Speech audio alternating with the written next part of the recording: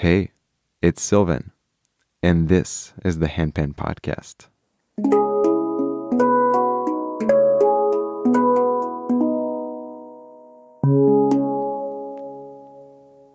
We often first get into something, whether it be a hobby, an idea, a philosophy, merely because it's interesting. Our brain is hardwired to catch anything that's new, and even rewards us by increasing our levels of dopamine, which means we have an actual physiological reaction to novelty. 20 years ago, on October 13th, 1999, the concept of the hong and what would later become handpans was born. Not only was it a revolutionary work of craftsmanship, engineering, and design, but it was new. It's wild to think back of these early days, the scarcity, the intensity, even the drama. And I, personally, find it incredibly valuable to sit down with folks who have gone the distance, because novelty ultimately becomes familiar, and it can lose its spark. Joining me in today's episode is my good friend, Kevin Roddy. Kevin got into this instrument before the hype, before the viral videos, before the gatherings. He's not into handpan because it's merely interesting. No, Kevin truly developed a passion, and yet there were ups and downs along the journey too. But these are great lessons for us. So here is my conversation with Kevin Roddy. Well, Kevin, I am so happy to chat with you today. Thanks for joining me on this episode. Thanks, Sylvan. I'm glad to be here. Yeah, you were one of the first people that I wanted to have on the show because you have a wealth of knowledge and experiences that I just want to get out there into the world. But for reasons that we may get into, at the time, you politely declined. And again, I think there are lessons there. But you're here, so I'm really grateful for that. And you're a longtime member of this just really amazing community that we get to be a part of. Today, we're going to hear your story. And I'll just say this in advance. What has struck me leading up to this conversation is how thoughtful you are and how you've thought about a lot of the themes that I try to bring up on this podcast long before they were even on my radar. So I'm just excited about that.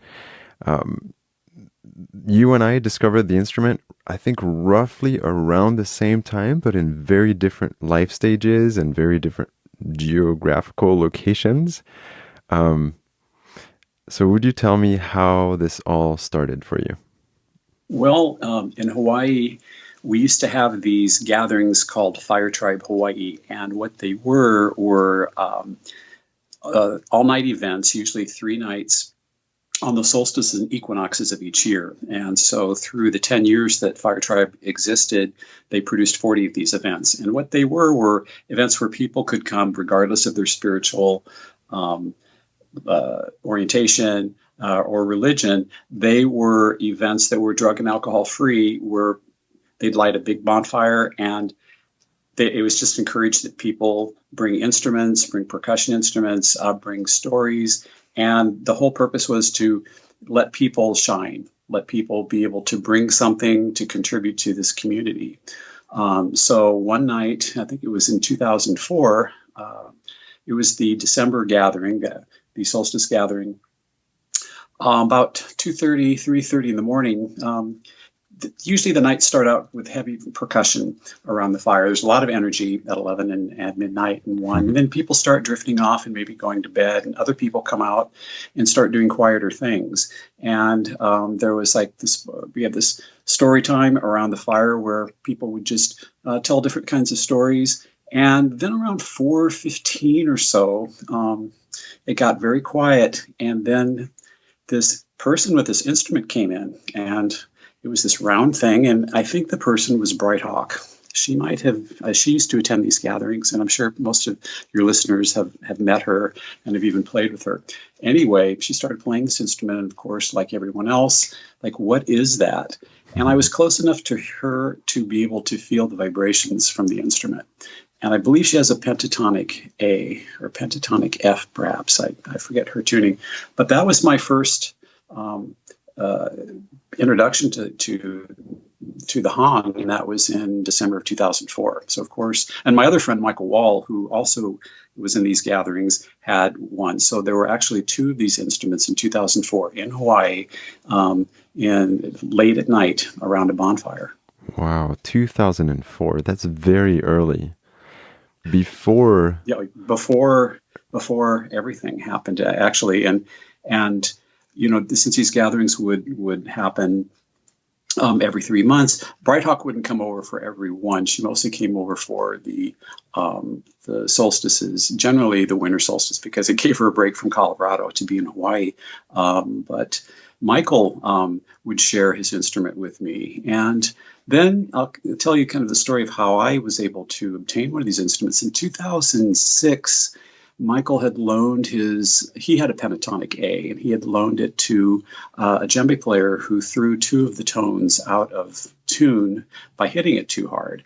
And so Michael was pretty much in mourning. I mean, he felt like, oh, what am I going to do with this instrument? And he just didn't want to see the instrument for a while. He felt really bad about it. And I said, well, could I just shepherd it for a while? And he said, sure. And what I did was I contacted Felix in Switzerland and asked him if I could send it in for retuning to surprise Michael. And he said, sure. And prior to his sending the instrument back, it took about a month, he contacted me and he said, well, I have another one of these instruments available. Would you like me to send it to you in the box that I'm sending back Michael's Hong? And of course I said, sure. And I said, how much would that be? And he said it would be 750 US. And, I almost hit the floor because I thought, oh my gosh, this is going to be amazing to get one of these instruments. So that's how I got my first and only Hong, was through retuning Michael's Hong through Felix in Switzerland. No way. Wow. That's incredible. And I can't help but see the fruits of generosity, because that was a super generous move of you to care enough for your friend to facilitate that retune, and you were rewarded for that in an amazing way. Wow. I had no idea that would even happen. I just thought, well, and of course I asked him if he had any instruments at that time, and I think Felix was a little vague, and whatever. That was when I first sent it in, and I just said, well, I just want this retuned, and I think that he and Sabina, I think this instrument, Colin Folk looked at it, and it has some strange markings on it, and it has what Colin called some kind of like Sabina markings, where he felt that this instrument was developed by her, and Colin really likes this instrument. In fact, he was the first person to ever retune it. So I got it in 2006, and I took it to where I met you at Hangout USA in 2014, and he retuned it there, and he thought that it held its tune pretty well over the years. And of course, I didn't know where I could get it retuned, and it detuned such that I could still play it. Any instrument, if it detunes, if all the notes detune the same way, you can still play the instrument and not feel that it's flat or sharp or anything. But right. So, yeah. And if I remember correctly, you have a second gen Hong, and that's a remarkable era of the Hong. Probably the climax, right? When you talk about pan art in handpan circles, I think everyone's favorite sound texture is that of the second gen Hongs. So it's pretty cool that you have one. Well, I know that there's a list of people that say, if you ever want to sell your Hong, please contact me. So I don't know. Eventually, I plan on just giving it away because I don't really want to sell it. I was reading how who was it? One of your other interviewees had talked about how they had developed an emotional connection. Well, it was you, I believe. You had talked about you had developed an emotional connection with each of your instruments, with Hmm. each of the builders of the instruments. And it's quite unusual that in the handpan community, we actually know our the builders of our pans. I mean, how many people, how many pianists really know the builders of their pianos? I mean, sure, professionals and virtuoso musicians will develop a relationship with whoever creates their instruments. But in our particular circles, I think there's more handpan people that know the creators of their instruments than probably any other musicians. I agree, and that adds so much value to the whole experience. And it turns them into these sentimental items almost, regardless of the quality. Because, a lot of us may have early prototypes of builders who are now world renowned and some of the world's best makers. But having a prototype that maybe isn't as good quality still holds so much value, historical value, sentimental value. Um, so we really, truly are in the golden age of handpans, I think, with the level of connection that we all enjoy. Okay, let me come back to something that is so incredible that you just said, and I don't want to miss it. You said that ultimately one day you might just give away this instrument that's so precious to you. Um, I'm not going to put you on the spot, and I don't mean to embarrass you, but I know that you have given away handpans before. We won't say any more than that, but man, this is really incredible, and I just want to acknowledge that this kind of generosity. It's a thread in your story. So thank you for providing a model for us to explore that kind of outrageous generosity. Well, thank you. I have been very lucky in my life to have had been around people who showed me this way of just um, giving things, and you don't know what's going to happen once you give something away. And I know that with this community, I've seen people who swore that they could never play a note of anything, have this have a handpan, maybe come to a gathering and they don't have one yet, and they're playing other people's handpans. They get their own, and after a year or two of having their own, they come to a gathering, and now I see that they're carrying a Native American flute, or they're carrying some other instrument, because the Hong opened up a world of music to them, so that they feel comfortable playing a Hong, or playing a handpan rather, and then they could play other instruments. So that is what is truly remarkable about this instrument, because I believe everyone is programmed to play music. Many people are shut down early on in their lives because they aren't the best singers and they aren't the best musicians, but they just haven't had enough time to practice, or it wasn't their passion. Because I think that many people are drawn to this instrument because of the resonance of the instrument, because of the beauty of the sound. And I think that's something I'd kind of like to talk about maybe a little bit later, that I believe that we all have a resonant frequency within us. And when we play these instruments, it actually activates something deep within us that is resonant with the instrument. For example, I really like music, and I didn't realize this until about 8 or 9 years ago. I like music that's in the key of F. And my resonant tone, pretty much people have tested it to see, what I respond to. And F to F sharp is sort of my resonant tone. So I think that these instruments affect us on a physiological level. And maybe we don't know very much about that, but we just know that it pleases us and it makes us feel good. So I think that the instruments, have that potential. And to be able to see someone open up who has never, ever played an instrument before, to see them explore and to see their face light up it's worth it. It's worth anything you can do to give that opportunity to someone. And I want to do that. Yeah, I couldn't agree more. And there's so many things you just said that are so powerful. The handpan being a gateway instrument to teach us how to get pleasure from creating music as opposed to feeling intimidated or being afraid to fail. Um, and what you mentioned about finding that pitch, that frequency, that's amazing. That's super perceptive. How do you think someone can find that? Did you sort of pay attention to how you felt around certain ranges of frequencies, and to make it very concrete? So with handpans, it's easy because the center note is within a certain limited range, pretty much between like F2 for the lowest to A3, maybe for the highest pitch of the center note. Did you just identify that there's certain instruments where the center note really resonated with you? Is that how it went down?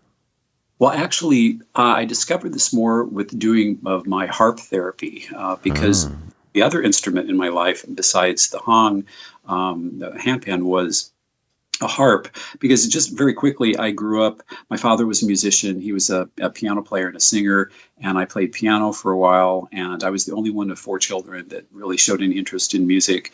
And I played a guitar for a while, but just it wasn't resonant. The piano didn't resonate with me, and there were all these kind of songs we had to learn. And the guitar was, I just, wasn't into the guitar, wasn't into the pain of the calluses on my fingers, and I let it go for a long, long time. And it was the Fire Tribe Hawaii that really reawakened. First of all, it was percussion, and since they pretty much base their percussion on North African rhythms and belly dancing and that kind of thing. So I learned how to play doumbek, how to play frame drum, and then the hong came into my life there, as did the harp. One night around the fire, a woman brought a very small harp, and then about 2 years later, I found that there was this program online of harp therapy, of using the harp for healing purposes. And one of the main tenets of the International Harp Therapy Program, of where I'm certified, is that there is everyone has a resonant tone. And if you find someone, if someone is ill and they're feeling weak, their resonant tone is probably weak as well. And if you could find out what their resonant tone is and play music in that key to sort of give them sympathetic vibration through your instrument to them, that's why you have to sit in a room that's close so they can actually feel the resonance. We believe that perhaps that can strengthen their resonant tone and provide relief of a certain kind. I mean, we don't profess to be any kind of miracle workers. We just hope that what we do can be palliative and can be therapeutic and can be added to other kinds of modalities, such as medicines, physical therapy, occupational therapy, and so forth. So, but it was just the whole idea of finding someone's resonant tone, and you can do that by giving someone an instrument and just having them play and say, well, what note sounds good to you? And then if they say, well, they play it, oh, this D sounds really good. I really like the D. If you're with the piano, then you can maybe start playing a chord, a D chord, and then playing, its fifth, which would be an A chord, and see how they react. So that's how one can develop a way to find out what one's resonant tone is. But often people do it by accident. They'll be playing a handpan that they've never played before, and the first note just sends them off. I mean, there's just something about that connection with the first note, and that's it. So some people find their resonant tone by accident. yeah, that's fascinating. And without really knowing the physiological or I guess, the process behind it, I've seen it happen over and over again. And I think it's happened to me too, but just a couple of days ago, there was a gentleman who visited me here to just try handpans for the first time. And I have a few. And so I was happy to walk him through the evolution from the first gen hongs to all the way to my, 2019 Halo, which is kind of a prototype. Um, and he tried one with a G center note, and it's relatively high pitched, and he really really liked it. But then he tried a C sharp center note, and he really lit up, and that was it was really neat to see that on his face, and it was clear to him that if he was going to get a handpan, it would be a C sharp center note. Um, so I could see that happen, and I always wonder, don't you want to ask pan art a million questions about why the Hong size, why the specific scales, leading all the way to one and only scale offered, the integral scale. It Right. makes you Right. wonder, was it sort of random through trial and error, or was it very intentional to target this range of frequencies? Yeah, that's it. That's it. Because I think that the Hong that I have is a D minor, and it has that more kind of melancholy tone, which I believe one would say it's in the Aeolian mode. Which, if you know the kind of the modes that people talk about the Phrygian mode and the Ionian mode. The Aeolian mode, it's the mode of green sleeves. It's the where the music begins on an A and usually ends on the A, in if we're talking the scale of C. So I don't know. It could be that. Who knows? That's a very good question about how the origin of how the tunings came to be. Because I know pan art, I don't know how many tunings they've ultimately had, maybe 10 to 15 at one point, or maybe more. But I think it probably, for production purposes, it was good to just stick to the one. And I did read, I think when you interviewed Josh Rivera, I think he was talking about the tuning aspects of it and how some people wanted it to be zeroed out, where the tuning was perfect. The three green lines of the lino tune would line up and it would be perfect. And then how Felix had developed the integral, where it was the free tuning, where he just did it not according to linotype tuning, but just to his own ear.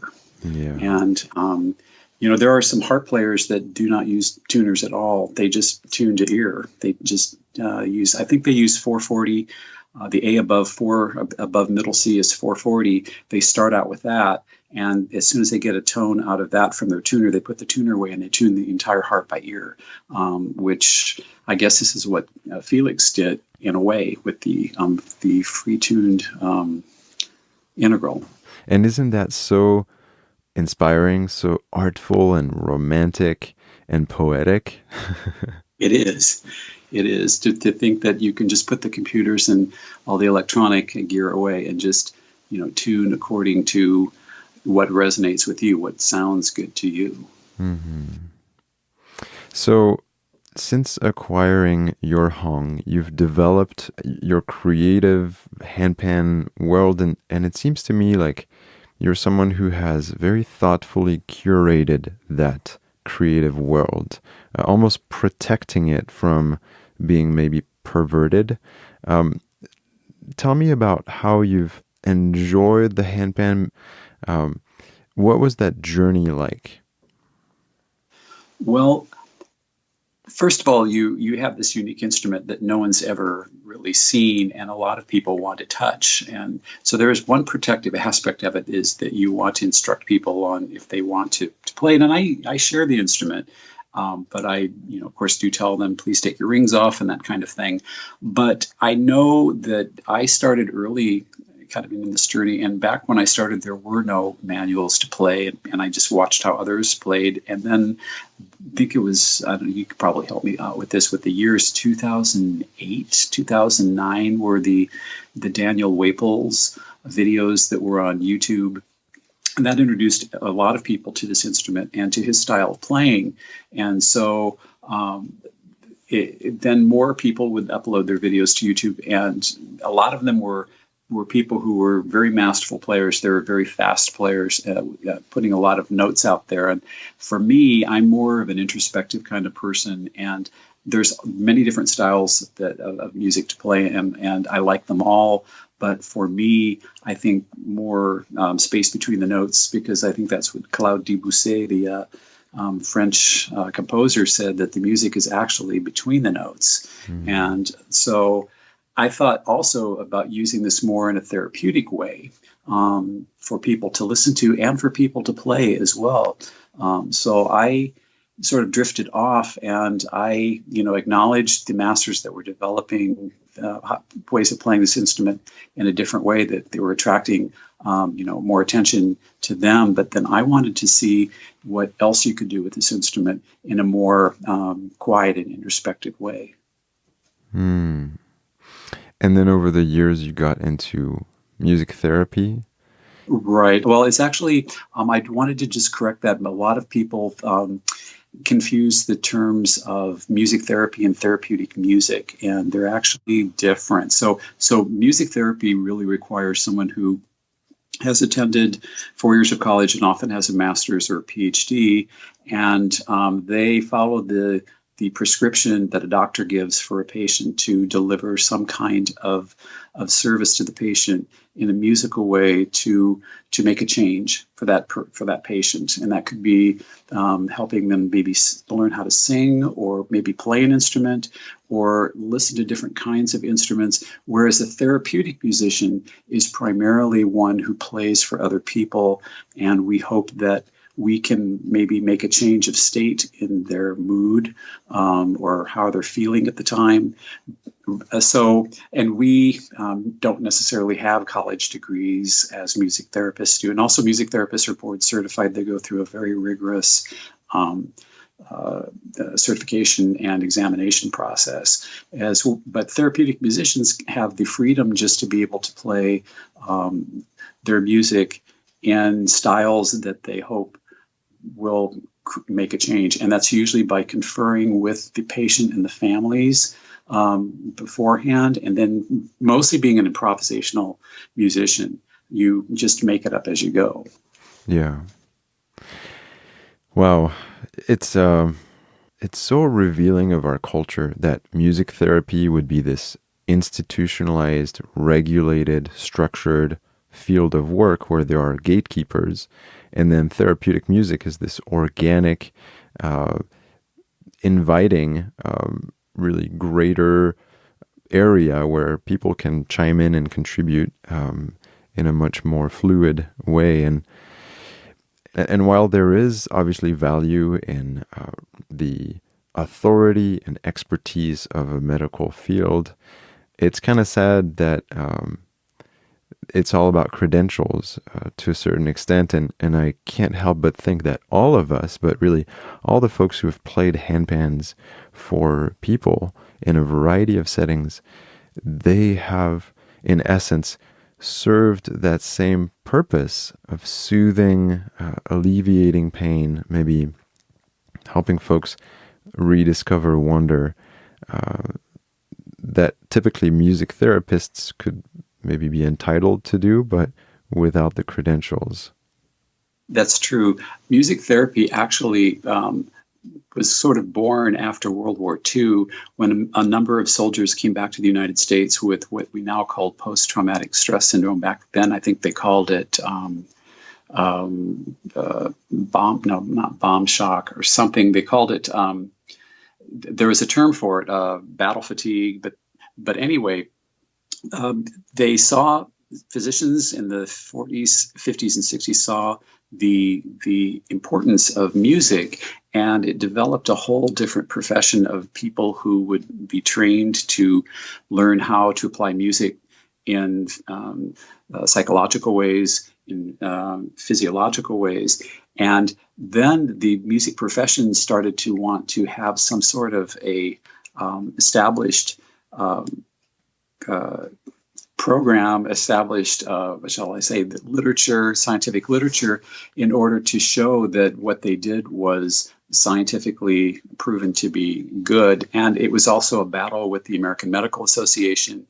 And so they just now in the past maybe 5 or 10 years have been very established now in hospitals and healthcare environments across the country, that they now command respect from physicians. But it always hasn't been that way. And I think they've had to credentialize themselves as a way of showing that they are legitimate.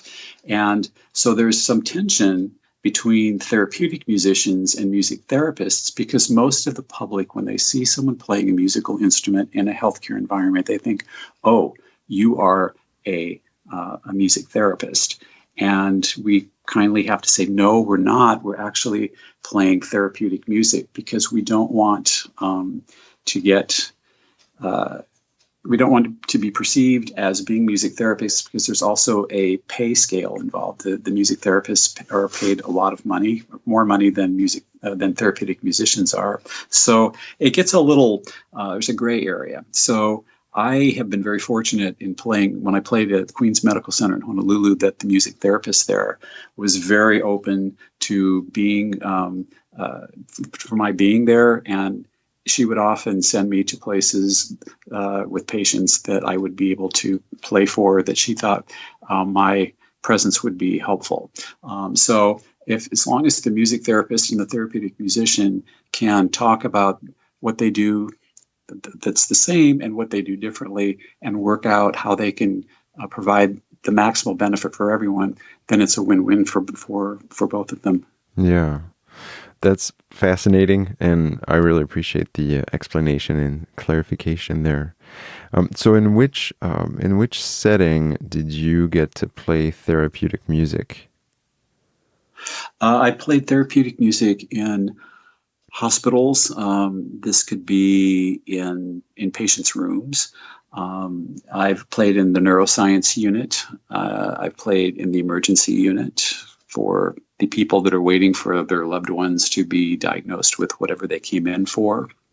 And I've also played in hospice, playing for people who are dying. I've played for people who are in the last stages of life. And that kind of playing is much different because it's very intuitive, and usually you're constantly having to scan the faces of the people in the room and just sense the energy, what is needed here, because sometimes a long silence between a note is what's needed, or just breathing, or a single note, depending on where that person is in when they're transitioning from being alive to the next world. So in this heart therapy program that I was in, there are methods that one can use to work in that kind of space. And so I've used what I learned there when I took my handpan and played in that space. Wow, that's incredibly meaningful, and I'm sure impactful as well. Do you have any stories of how maybe some of these patients were impacted by the music? Well, I had one person who was in intensive care, and he could not get to sleep for 2 days, and the nurses were at a loss as to how I could help. And I just happened to walk in there, and I said, could I help in this situation? And they were just exasperated, and they said, sure, give it a try. And I played for about 15 minutes, and I brought in my halo. I had a halo, a limoncello halo, and it was in C tuning, and it was kind of a happy sort of it's a happy sound. And so I just started playing, and within 15 minutes he had drifted off. And I played such that I kind of lulled him to sleep. And the limoncello's in the Ionian mode, it's in the major mode, so there aren't a lot of opportunities to play anything but kind of major keys. But that seemed to be enough for him to drift off. And of course, now this is something that therapeutic musicians love, is that we hope that you fall asleep. We hope that you are so relaxed that you fall asleep. So if you fall asleep, because sometimes the family members will kind of shake their head and said, I'm sorry that he fell or she fell asleep. It's like, no, that's what we want. Because they're so relaxed, they let go, they go to sleep. And that's exactly what it's. So it's one of those things when you're a therapeutic musician that we constantly have to tell people, we are not entertainers. We are clinicians in a way. We are providing a modality of care to people in a sound realm that we hope that will allow people to let go and relax and hopefully fall asleep. Yeah. Mission accomplished when the patient falls asleep. Yes, that's it. Yeah, I've had that with, friends who have maybe a newborn, or typically with children.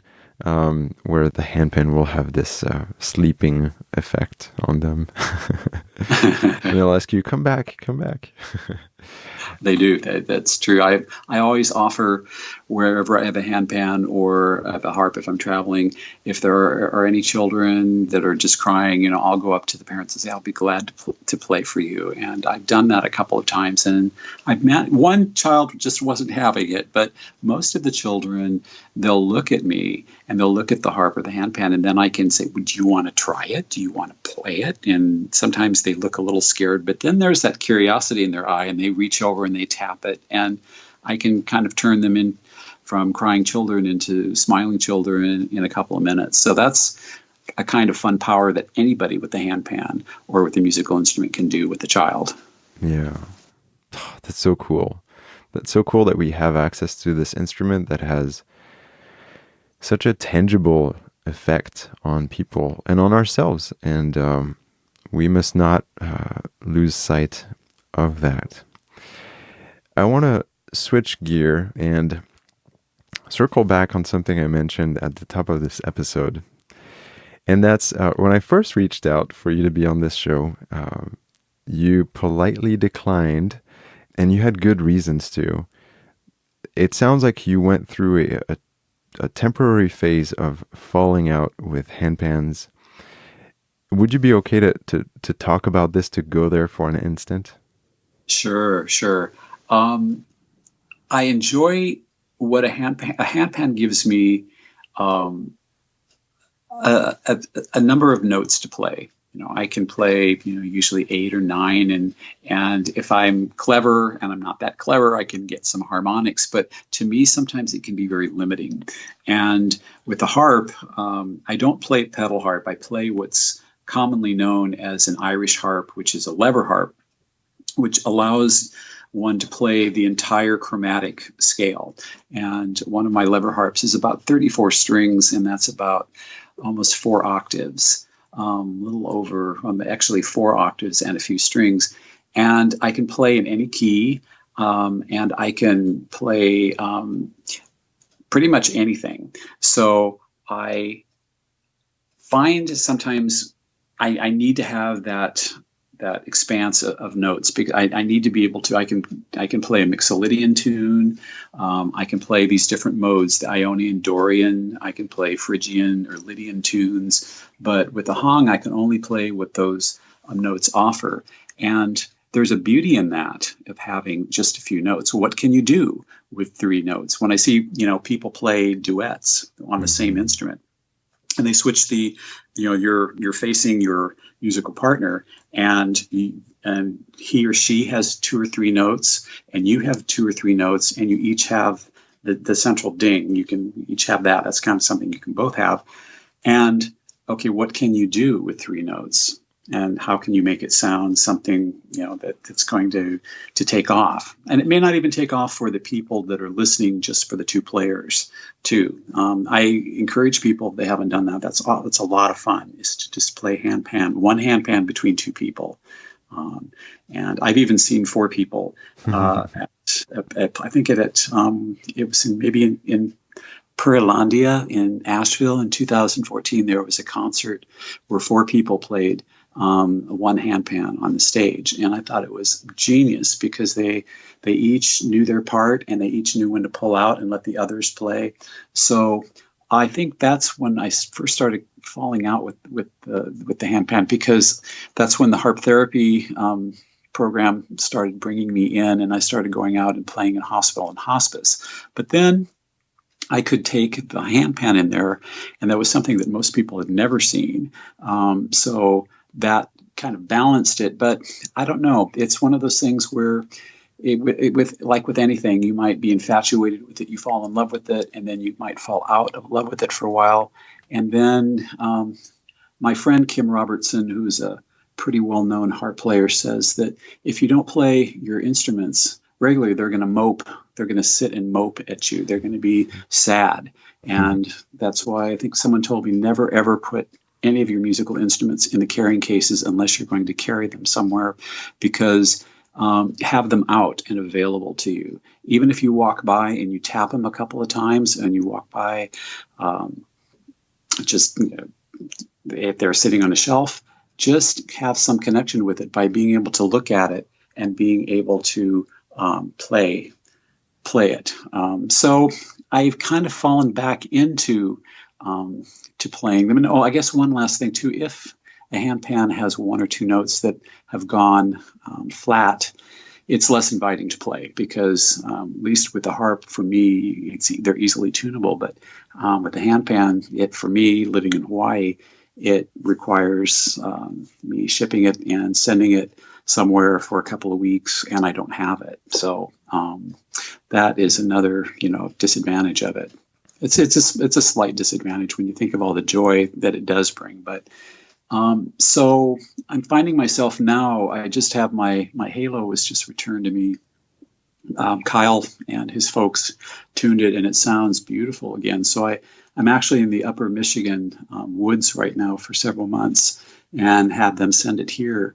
And I've been playing it more and more, and I'm kind of falling back into playing handpan again. Oh, that's so cool to hear. And I really appreciate your honesty and vulnerability in admitting that period of time when maybe you had lost the spark. I think these things are cyclical. They're bound to be. And I remember distinctly when I lived in France, my cousin David and I played a lot of hong together. We had a band called Wadum with didgeridoo and violin and a dancer. And we had a lot of shows, on evenings and weekends. And I remember that for at least a 6 months period of time after that band sort of wrapped up, I didn't play that much. I needed to recharge. I needed to be able to come back to it with a genuine desire and not force it. So I get that. And I'm glad that you're coming out of that phase. I also think that the handpan world has changed dramatically between the time that you and I started and today.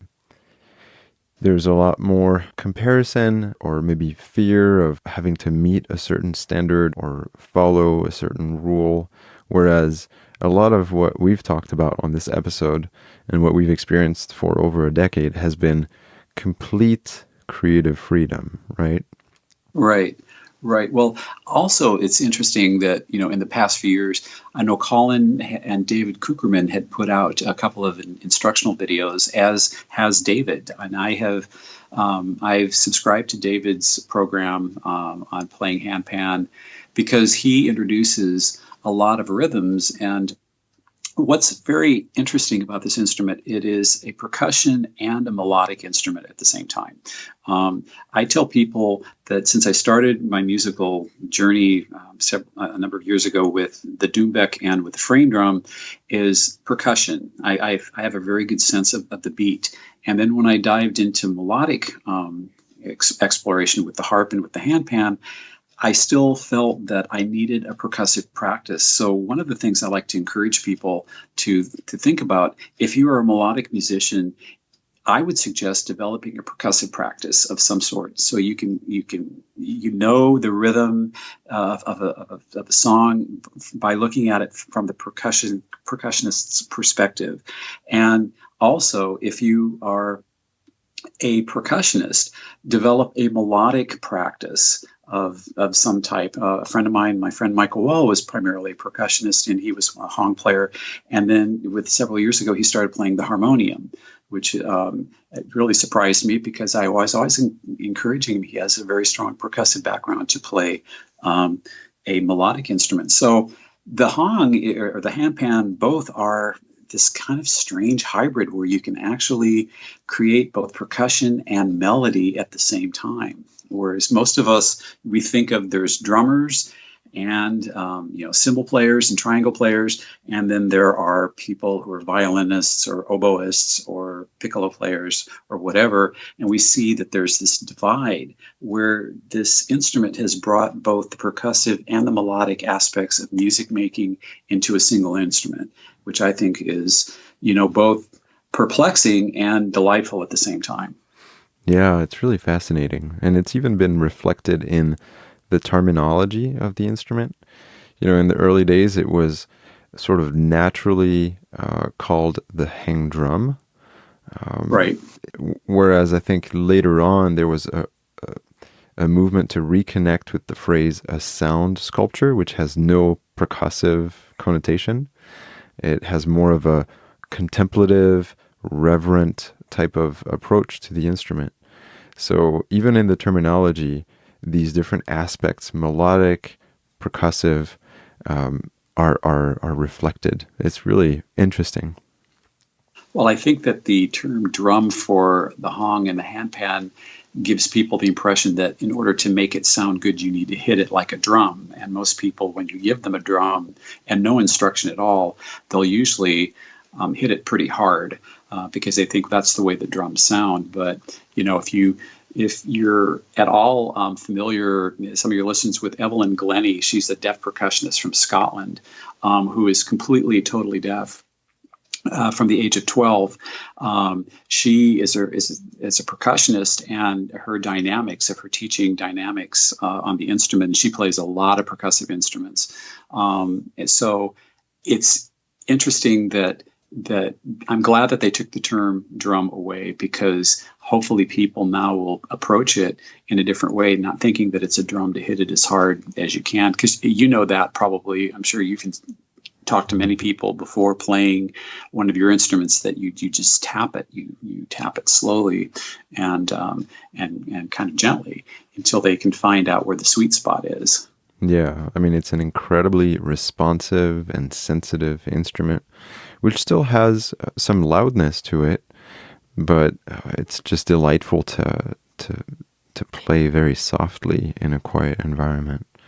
It does, and one of the things I do, just in closing, because I know that I hope we haven't talked too long here, but I'm probably one of the very few people that play the instrument with gloves. I've always played with gloves because I like the sound and I play with very simple garden gloves. I've tried lambskin gloves, leather gloves, different kinds of cotton gloves, rubber gloves, just to see what kind of sounds I could get from it. And for me, I like the sound of just regular kind of cotton garden gloves, because also there's the stress of hitting metal after a while on my bare fingers kind of hurts, and I feel that there's some padding. There is padding when you're wearing gloves that actually makes it feel better, and it also creates a more mellow sound.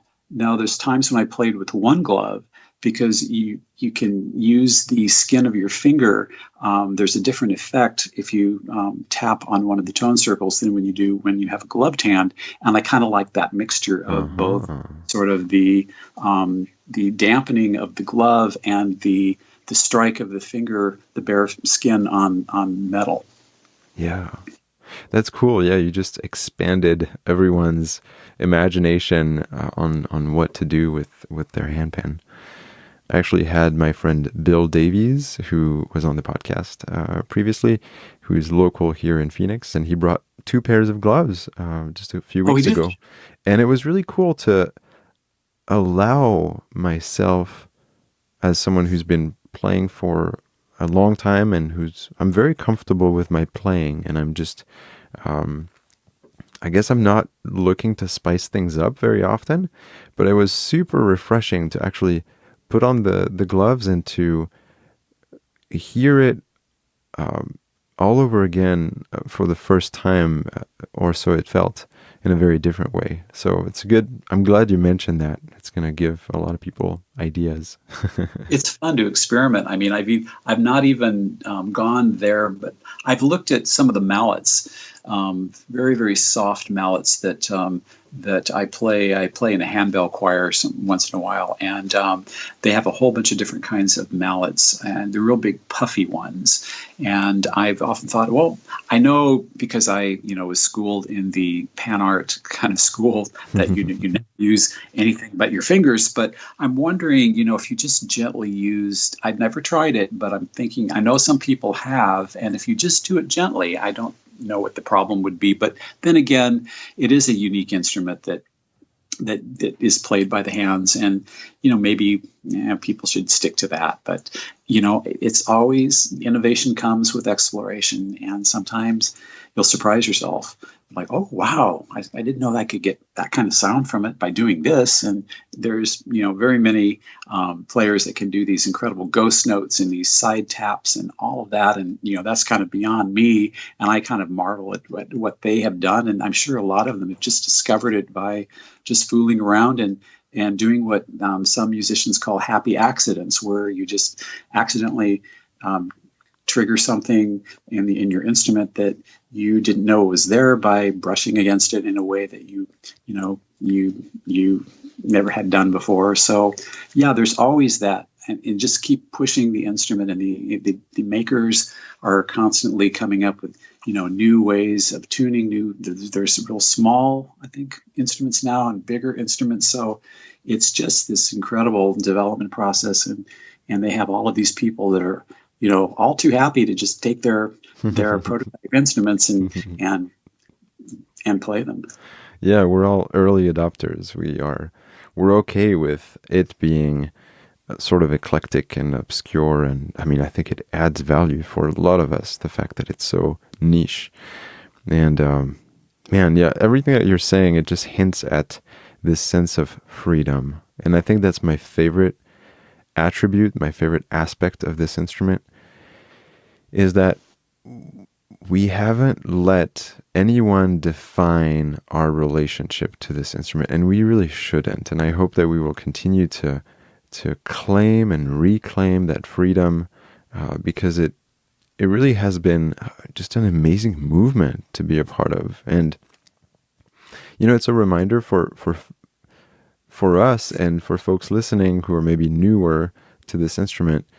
There's no right or wrong way. It's not about composition or improvisation. It's not about going to gatherings or playing by yourself. It's not about playing offline and posting stuff online. It's not about making it a job or keeping it a hobby. Like, you get to define that, and that's the beauty of it. So many other things in our lives are just imposed onto us. But I think what I've seen in your life, Kevin, and in mine, and in so many lives of our friends that we get to interact with, on a regular basis, is this kind of freedom. Wouldn't you agree? I would agree. I think that I would say that in order for you to be truly free, you have to please yourself. When you're playing an instrument, I think that you have to awaken what's within you.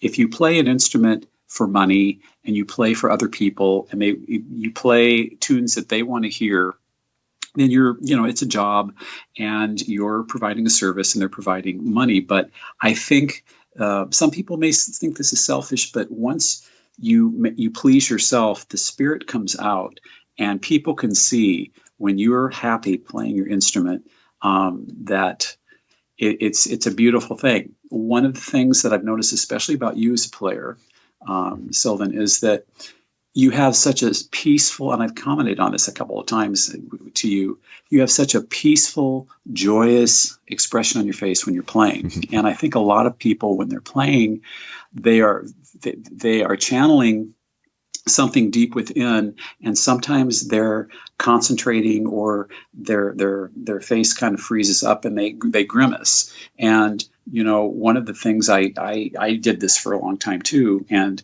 one of the ways that I got around it is by playing in front of a mirror, and just also not worrying about a wrong note. And with these instruments, there really are no wrong notes. That's the beauty of them, is that they're not organized like a piano or a harp, or where you have there's an ascension and descension of the notes, but there is such freedom that, exactly, I think that's why I see this instrument being a gateway instrument to others, because it opens the door. And once the door is open, there are many other instruments that people may feel have a resonance with, that they can start playing in addition to playing in a handpan. Mm-hmm. I agree. Thank you for these encouraging remarks. And thank you for agreeing to be on the podcast. I knew this would be just an awesome conversation. I get so much out of these because there's so many nuggets of wisdom and knowledge. I hope we get to see each other again soon. You've been so encouraging towards me over the years and such a good friend. So I hope our paths cross again soon, Kevin. But thank you again so much. Thank you for having me, Sylvan. This has been very, very delightful, and we will see each other again very soon. All right, my friend. Have a great rest of your day. And you too. Thank you. Thanks.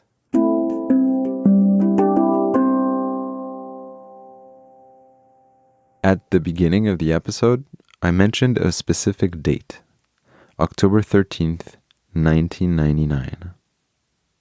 This year will mark the 20th anniversary of that day, when the idea of the Hong was born in Switzerland. That is cause to celebrate, and that's what our friend Lauri Wollio in Finland is trying to do by instating the very first International Handpan Day. I'll link to it in the show notes, but the idea is simple. On October 13th, share the handpan with a friend. Invite them to experience the simple joy of creating. And hey, you can even tell them about this podcast.